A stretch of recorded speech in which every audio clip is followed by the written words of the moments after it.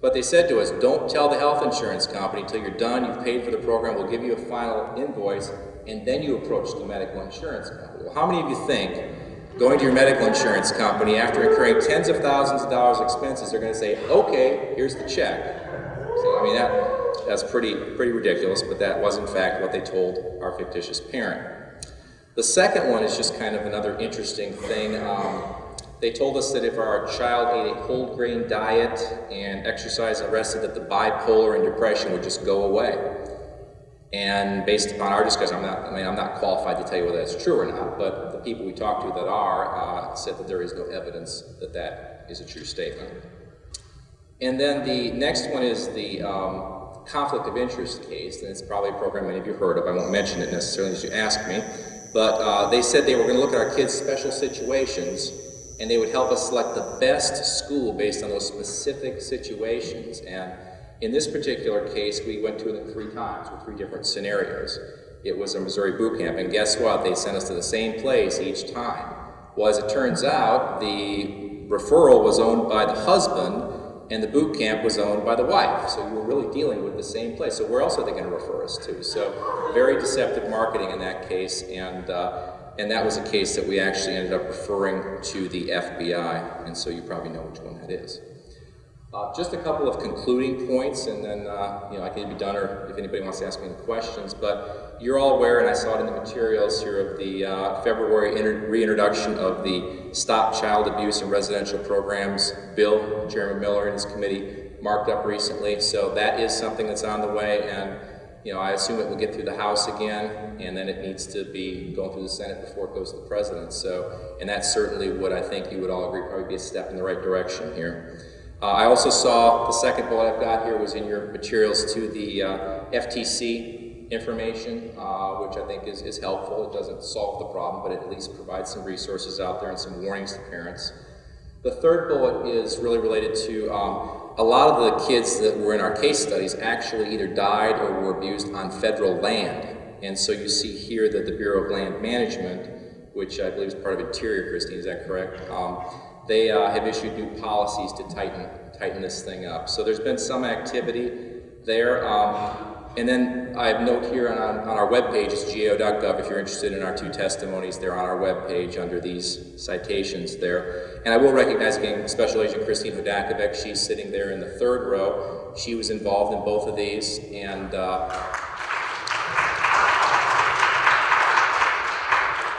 also Andrew McIntosh here has been involved in both of these, so I recognize him also.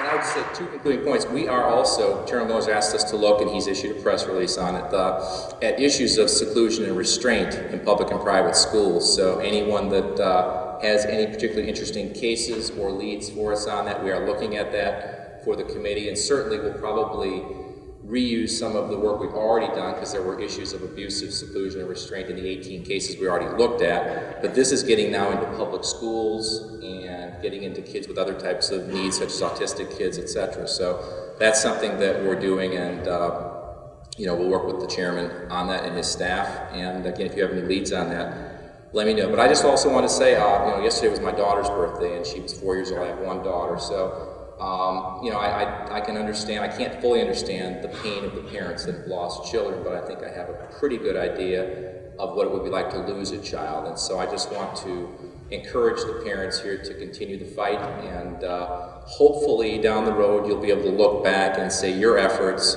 made it better for other generations of kids, so they won't have to face the same abuses and tortures that your kids faced, or the same negligence or incompetence that your kids faced in some of the programs where they either died or were abused. And so with that, I'll close. And you want to have you open for questions, or? Okay, anybody have any questions? I'd be happy to answer. Otherwise, we can move on. Yes? Seclusion research that you're doing now, what is the deadline for getting you information on that? What is the deadline for getting you information on that? Yeah, in case you didn't hear the question, your question was, what is the deadline? Well, we're trying to work with cases that don't have ongoing litigation. That's typically our protocol, but within the next 2 to 4 weeks, we're going to try to get the cases we're going to work, and we're going to do the same thing we did before. We're trying to look at how many actually allegations and issues are out there. and a little bit of look at state regulations, etc. But within the next 2 to 4 weeks, anything beyond that, we probably won't be able to use it. Thank you. Yes, sir. I just would like maybe some advice with regard to this aspect. I have a son who was at a facility, and the facility was really a place for kids that had drug and alcohol issues. And my son was, he's I don't know, I think he's bipolar. I'm not sure what he is, but he's on the spectrum. And I made it very clear to them that he had special needs, and they claimed to have all the therapists and everything that we needed. Anyway, to make a long story short, we had to get him out of there because he lost 50 pounds in 7 months, and he finally broke down on one of the visits where we used to go out once a month. We were not allowed to go out unannounced. He was all the way out in Utah. We live in New York. And on one of the visits at the hotel, he broke down. He took my electric razor. He goes, "Dad, I'll slit my wrist. I just can't stay here any longer." He said the pressure points, they're making me do sit-ups on cement, push-ups in ant piles, dirt with red ants. It goes on and on and on. What I want to know is there someone I can contact to start an investigation against this particular place? Yeah, it was called the Diamond Ranch Academy. They misled us, and they set my son. They set him back. They really set him back, and he's worse emotionally. He's traumatized to the point where he's in the hotel room right now. I couldn't get him to come here because he's afraid to be in public with people. He didn't have that before he went there. He's so fearful. He thinks there's someone out to kill him now. He's come back with a whole new set of issues because nobody was giving him any therapy. We kept asking about his therapy. We kept finding out he wasn't getting any therapy. They were maintaining him. We gave him access to material like he came home with a fascination on serial killers and on John Gotti, so they provided access to information. And as long as he kept it became obvious to me, as long as he kept himself busy, that was fine. He was out of their care. And they special assessed me because my son was special needs, so instead of the $6,000 a month, it was $8,200 a month, because he was supposed to get the special needs treatment that he was not getting. And I don't know where to go with that. He's home right now. We're still trying to get him placed. He's been out of school now since November. As I said, we have trouble. He has good days and bad days, but I don't know where to go.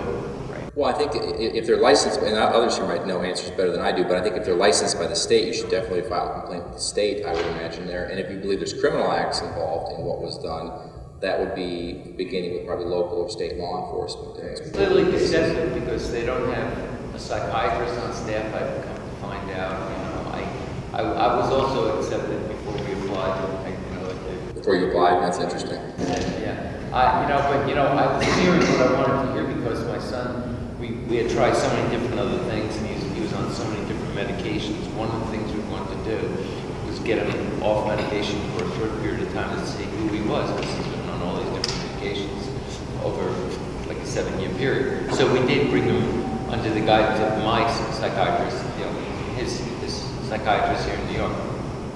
We weaned him off all meds, got him med-free for 3 or 4 months. We thought he was doing great. He was being stoic. He was holding things in because they instilled in him this. They brainwashed him. Okay, that and everyone, every kid out there was a manipulator, and they believe in this only by this one book, the color code, and they live by this color code. You're either red, blue, yellow, or green, and he's a mess as a result of this. Okay. We got, I think, state or law enforcement, but again, we found in the work we do across government and non-government that there are people out there who will tell you anything to separate you from your money. I mean, that is true, and it's becoming, with the economy like it is, I think there are more and more of those types of situations. So I think we move on here. Thank you very much.